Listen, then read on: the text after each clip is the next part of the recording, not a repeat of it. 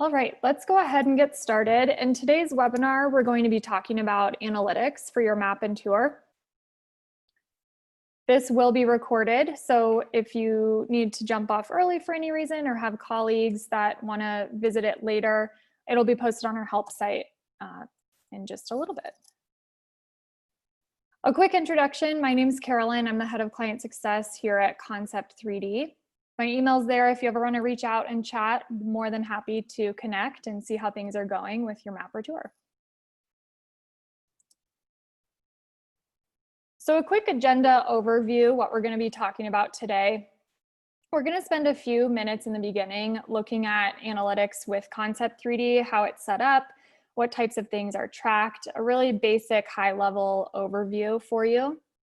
Then we'll actually dive into a live demo and log into Google Analytics. Take a look at how you might see traffic through your account, and also look at a few advanced features that maybe you know about, maybe you don't, that offer some really interesting insight into traffic for your map and or tour. And then lastly, we'll talk a little bit about during the demo, once you see your analytics and see some interesting trends or data, what do you do with your findings? So how can you then improve your map or tour and add more content to make it a useful resource for your users? And lastly, we'll save some time at the end for questions. So as we go through, hopefully you know the drill by now, go ahead and throw your questions into Q&A. I do have a colleague on the call monitoring that as we go, so feel free to ask questions and we'll save some time at the end as well. So firstly, at a high level, Concept 3D uses Google Analytics for all of the tracking of traffic to your map or tour. We do this for a few reasons. Google Analytics is a great tool. There's a free version, and a lot of you probably already have an account set up through your website traffic and other things that you might be monitoring. If you don't have an account and you're on the webinar today, it's really easy to set one up, and we'll walk through the steps of how to create and sync your ID with the map or tour.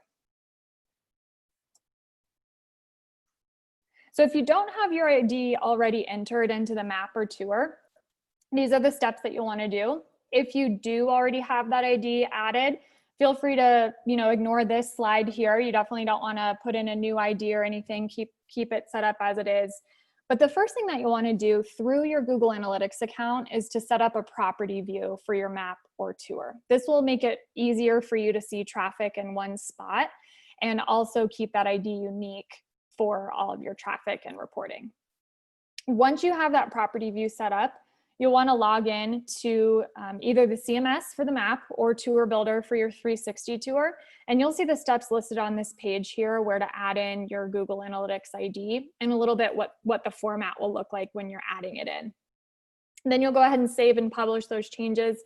Feel free to screenshot this slide if you want. We also have a handful of help articles on our help site that walk through it in more detail with some additional visuals and video and things like that. And just know, if you don't have a Google Analytics ID added quite yet, it does take a little bit of time, sometimes 24 to 48 hours for Google to start tracking and then seeing that traffic through your Google Analytics account. So keep that in mind if you're fresh to setting this up.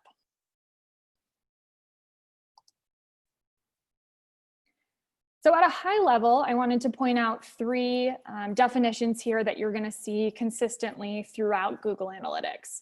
The first is a page view. This is going to be reported when the page has been viewed by a user on your website. So that might be your map, your tour. If you have it embedded in different places, all of those are going to add up to various page views. The difference between a page view and a unique page view is that a unique page view will only count the page once, even if that user viewed it multiple times. So for example, say you are a university and a student is checking out their classes, maybe they're refreshing the page, opening links in new tabs, things like that. They might have one unique page view, but have 3 to 5, even more page views during that individual session. And lastly, events. Events are custom interactions that are tracked in Google Analytics.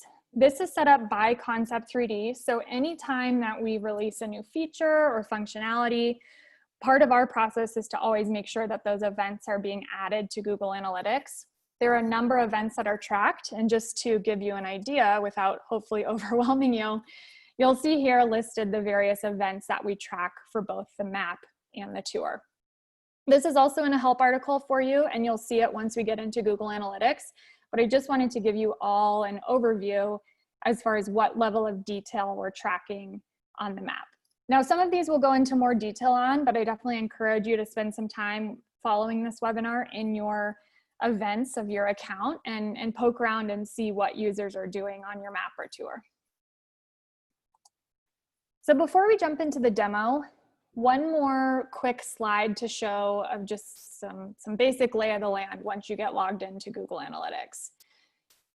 In the top right corner, you'll notice your date range. This can always be modified, so maybe you want to look at a specific date and time, a weekend where a big event was happening, maybe even span it 6 months or a year. In the center, you'll see a nice chart that you can sort by day, week, month, even down to the hour. This can provide some really interesting insight into any trends. For example, when we see move-in time happen or back to school in the fall, we'll typically see a large spike in traffic. There's a lot of people on campus navigating around. You know, this year it might be a little different with all the remote learning, but you'll probably still see some of those spikes in traffic depending on what's happening on the map or tour.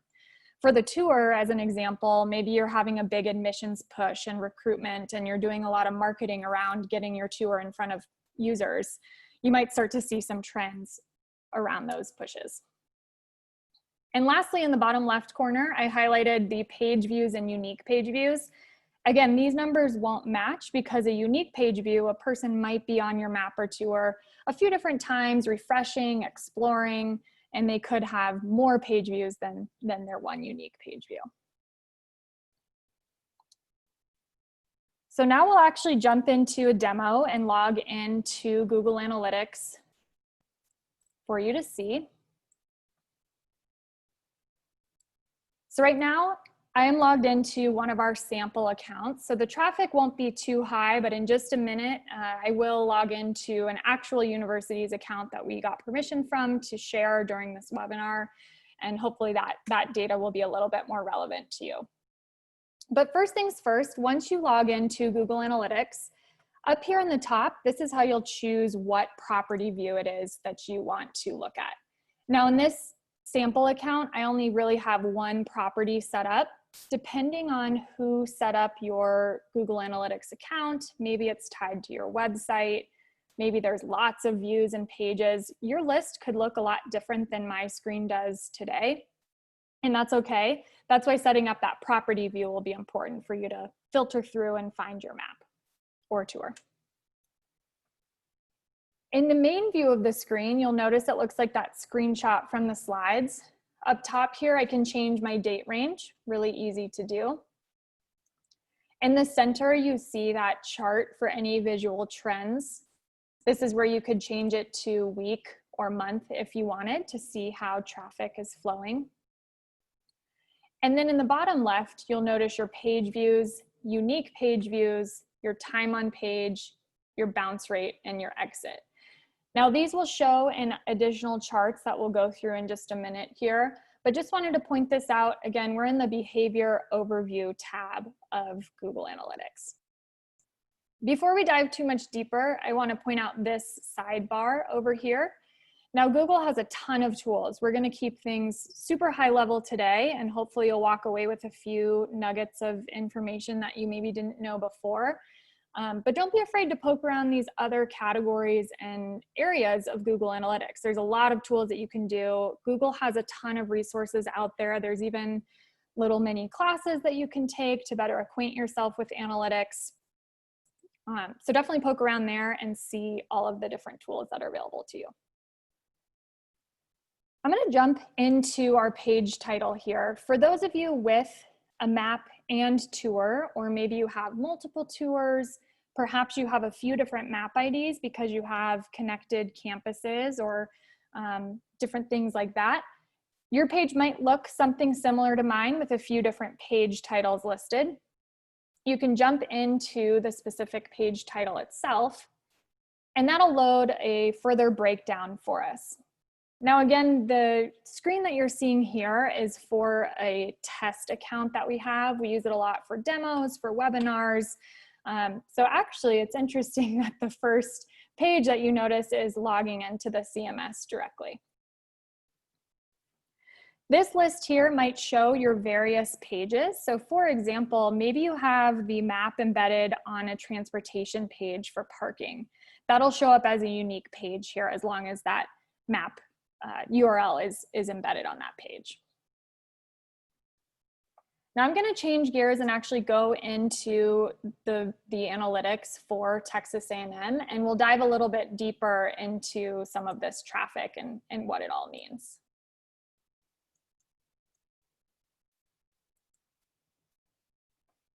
All right. So now you can see here, I'm under behavior in all pages, specifically looking at the ID for Texas A&M.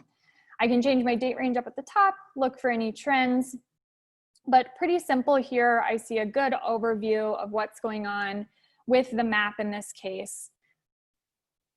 I wanted to point out an option to you in here that sometimes people know about, sometimes they don't. It's called the secondary dimension. This is controlled by Google, but it's all of the different types of things that they're tracking when a user goes to that website, either for the map or the tour. One thing that's pretty interesting that you could add is city. There's a ton of fields in here that you can add in, so feel free to explore. But as this loads here, what this will do is break down for those 27-ish thousand page views that are happening, where are they all coming from? It's not surprising here, the first one listed is College Station. That is where Texas A&M is located. So a bulk of the traffic is coming when people are actually on campus in the city navigating around. The other cities listed, you'll notice a lot of them are from Texas. They likely have a big in-state population of students. And then you'll notice down here, you know, there's 657 in the bottom right. If you see that, it's pretty tiny, different cities that are being tracked. If you're curious for any specific city in this case, you could always search in that top right corner. But this will give you a good overview as far as seeing where your traffic is coming from.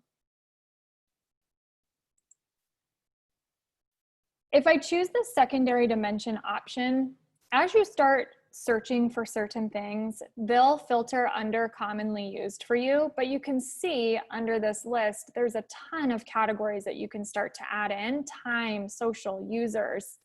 Another one I like to use is the device category.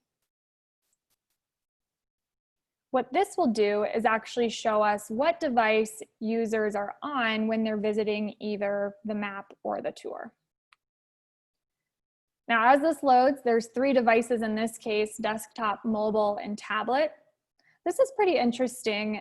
Over the last few years, we've definitely seen a shift to being closer to 50-50 on desktop and mobile. You know, everyone has their smartphones in their pocket. People are always on the go. They have the map or tour at their fingertips. Obviously, in COVID times, a lot of you know, students are learning virtually, so it doesn't surprise me that the desktop traffic is a little bit higher here versus maybe, you know, if we were in normal times and people are on campus and there's that hustle and bustle, we'd probably see a little bit higher mobile traffic.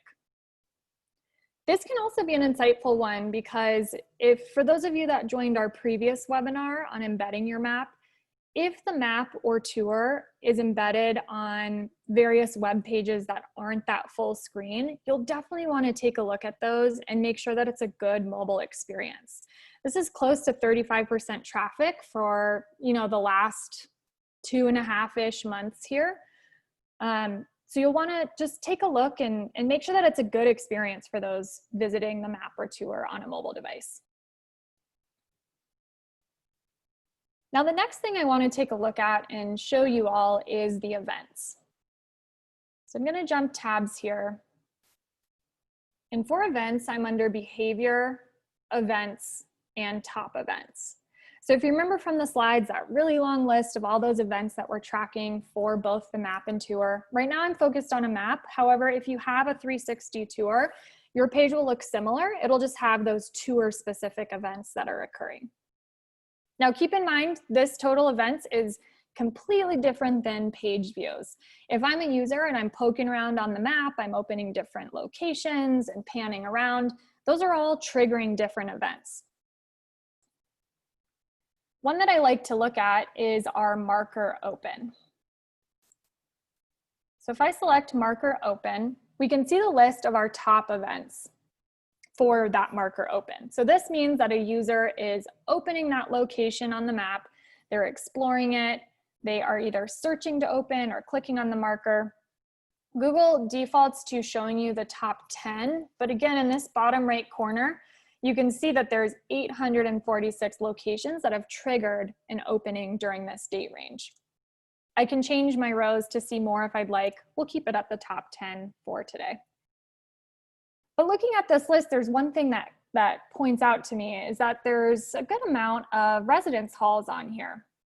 So as you look at your list of top events, maybe 10, 25, 50, if you're seeing any trends, that could be a good indication to you to maybe create a map tour for those locations to make it easier for a user to engage and see a number of those areas in one time. Residence halls are pretty common. A lot of students who are coming, they're curious where they want to live, you know, what the amenities might be. So that is interesting here. Another event I want to point out is search. Now this can be a really insightful event that if you haven't looked at this before, I really encourage you to do this little exercise following the webinar. If you come into your events and look under search, you'll notice the list of everything that your users are searching for. So you might be looking at this list and say, okay, well, what do I do with this information? What I recommend is actually going to the map, and our top searched event from July on is CRB. If I come over to the map, I'm going to come up in the top left corner and search CRB. A few things you want to make sure of. One, does something return for that search? Sometimes people spell things wrong, or maybe a building changed names, in which case you can beef up your keywords and make sure that results are returning. The other thing to look at is that your location in the map has a lot of content in it. Texas A&M does a great job here. They've got rich images, even a video, and descriptions for this new building on campus. If people are searching for things like coffee or a parking lot, make sure that that location on your map has good relevant information. Maybe you need to add some building hours or access times.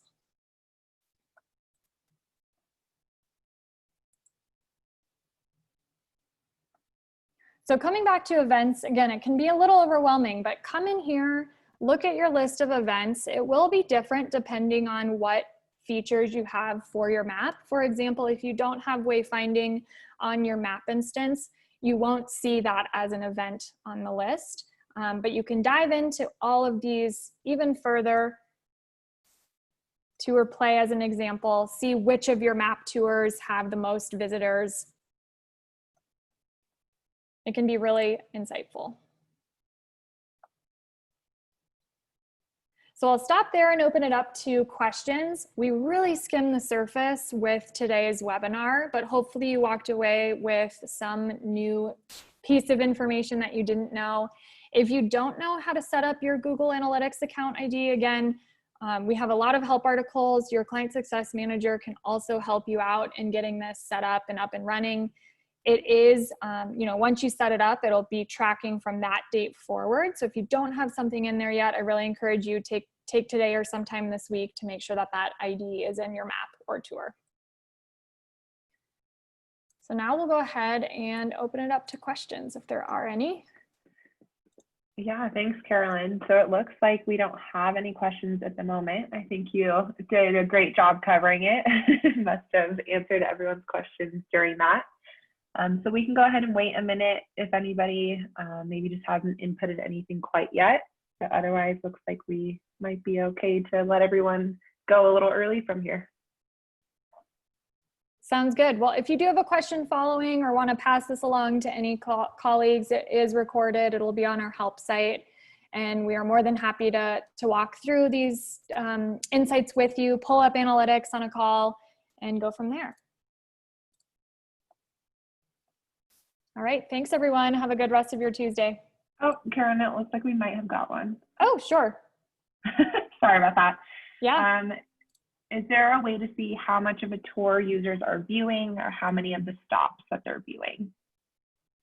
Yes, that is a great question. So once you're in your tour, it's going to come down. I don't have the tab open on my screen, but the short answer is yes. The tour is tracked by stop, so what stop they land on. There's also events in there for tour next and tour previous, so if they're going back and forth within a tour stop. And then the other thing that you'll want to take a look at is their average time on the page. So how long are they hanging out on that tour, and are they making it through from the start to the end? So once you get logged in and start poking around, if you can't find it, give us a call and we can walk through it with you on the phone. Perfect, thank you.